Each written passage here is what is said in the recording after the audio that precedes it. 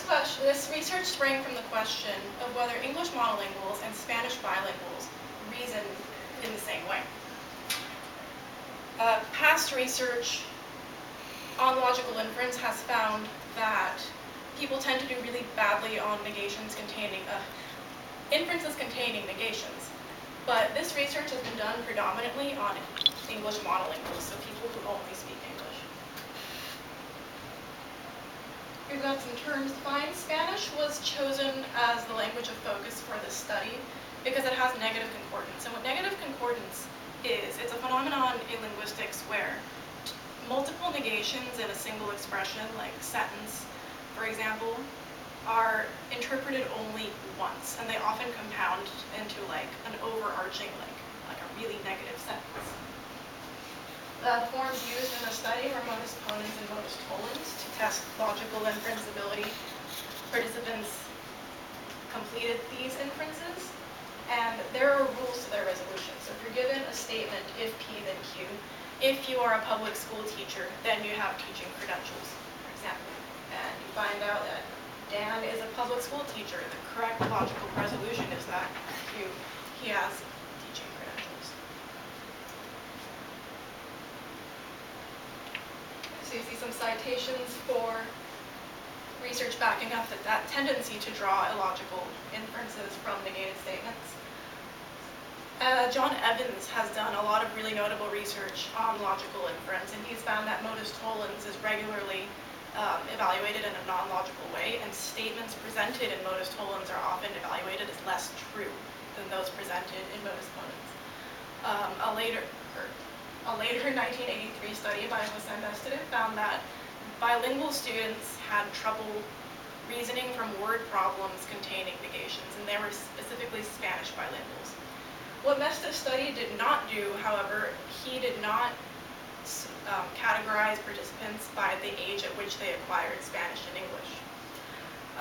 Research by Lyra Boroditsky, who worked at Stanford for many years, has demonstrated that in Mandarin speakers, that the later they acquire English, the more they tend to view time as vertical rather than linear as an English speaker or a speaker of a Germanic language would. So this study distinguishes between simultaneous and early bilinguals. Simultaneous bilinguals learned English after Spanish before the age of 8. 8 is an often cited kind of critical cutoff age for learning, acquiring certain linguistic skills. Simultaneous bilinguals learned both languages at the same time. To further justify this, a pretest was devised where participants were given a series of doubly negated statements in English. These statements were of different types. I did mention that double negatives are prohibited in English in general, and that's for explicit negations.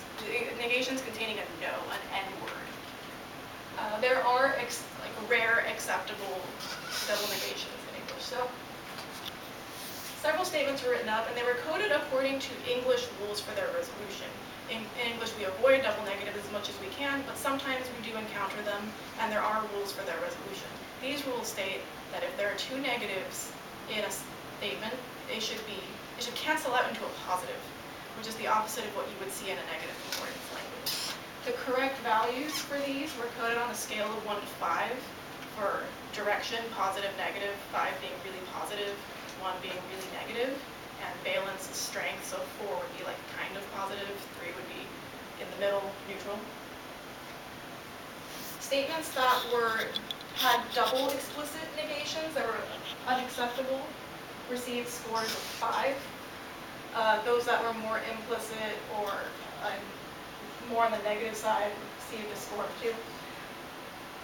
As you can see, English monolinguals scored closest to the correct values for the unacceptable statements. And this could be for several reasons, because they were maybe using the correct resolution rules, maybe it's because the experiment was presented in English. Also significantly, Spanish and other negative concordance bilinguals scored within 0.2 of each other across the board. So they scored very similarly. So the big questions are, does early exposure to negative concordance languages affect inferences drawn from negated statements? Do Spanish-English bilinguals of both kinds do better on modus tollens? And will simultaneous bilinguals score closer to English bilinguals than their early counterparts will because they learned English concurrently with Spanish? In the main portion of the study, participants completed a series of logical inferences using a computer interface. So they would get a screen with a rule on it, like the school teacher example. If you are a school teacher, then you have teaching credentials. That's a rule, and that rule determines whether the question is positive or negative. I should elaborate. Modus ponens and modus tollens inferences in their positive and negative forms were presented. So you can take a statement, if P then Q, positive, or if P then not Q, negative, and either one can be like plugged into modus ponens and modus tollens. So the rule, original rule, determined whether it was positive or negative. A piece of evidence, here we have a claustrophobia example. Dan is claustrophobic. That would be P. If we were doing a modus tollens inferences, then it would be not Q, so it would be Dan likes small spaces. After reading these statements, participants were asked what they could infer, and 3 options were presented. They could accept the evidence and maintain the rule, which is the correct resolution, so they'll say, well, Dan doesn't like small spaces then, because he's claustrophobic. They could say, well, maybe Dan likes small spaces, even though he's claustrophobic, and just reject it altogether, which is wrong, obviously. And they could also say that nothing could be inferred from the situation, which is also logically incorrect. In order to prevent any confusion with the answer choices, like the basis of the study is that negations are difficult to comprehend for English monolinguals. Explicit negations were avoided in the answer choices.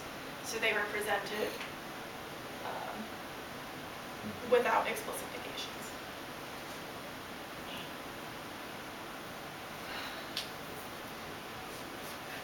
And here you see the general results. The groups are denoted, and we found a significant drop in the correct logical resolutions of modus tollens statements for Spanish early bilinguals, over in the top corner, and for other negative concordance bilinguals. Their logically correct responses dropped off. Paired samples t-tests found that 2 negatives, multiple negations make modus ponens reliably more difficult than when it has no negation. Reliable effects for early Spanish bilinguals are difficult to draw because our n value is unfortunately small. Both modus ponens and modus tollens problems showed the effect of double negation for our simultaneous example.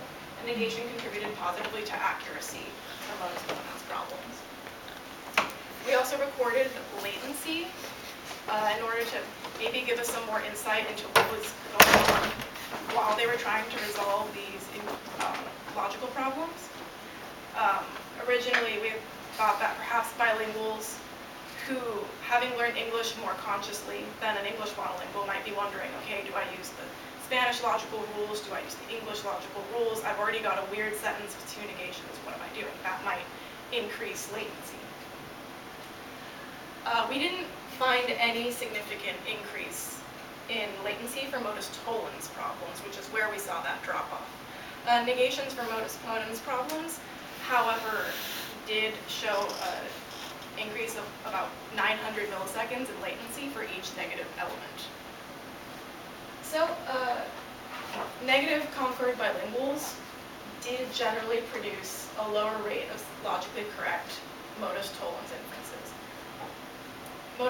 We also had a modus ponens negative form represented in the study, which contains a negation, but the modus tollens forms are significant in that they contain multiple negations. Often you'll take a term that's already negated and you negate it again, which is a very strange operation to carry out. Also, since modus tollens negations did not increase latency, we concluded that the groups weren't debating which logical rules to use. They were using one just incorrect interpretation when resolving the questions. Future research would do things a little differently. We ran into a difficulty with our design where we randomized modus ponens, modus tollens, positive and negatives, and created different versions, but that forced us to use non-parametric analyses because since each participant wasn't exposed to every form, we just had to do the statistics a little differently. Also, inclusion of affirming the consequent, denying the antecedent as tests for logical competency. This was done by the graduate student who helped me write and pre-test the statements for the study, Alexandra Chambers at UCSB, so a big thank you to her. Future research would also investigate Mandarin speakers. That other bilingual group you saw represented was primarily Chinese, Cantonese, and Mandarin speakers, another negative concordance group. In the same vein, Dr. Hee-Jun Kim at UCSB found differences in the verbalization practices when people from individualistic and collectivistic cultures reason verbally. They employ affect differently, they gesture differently, and perhaps if these statements were presented verbally, we would get some interesting results on also incorporating belief revision. An example of how the study would be changed to do that, you would get a rule: if you are claustrophobic, you don't like small spaces. Dan is claustrophobic. Dan likes small spaces. What would you do then? That's belief revision. Thank you all for coming. Are there any questions, comments, anything?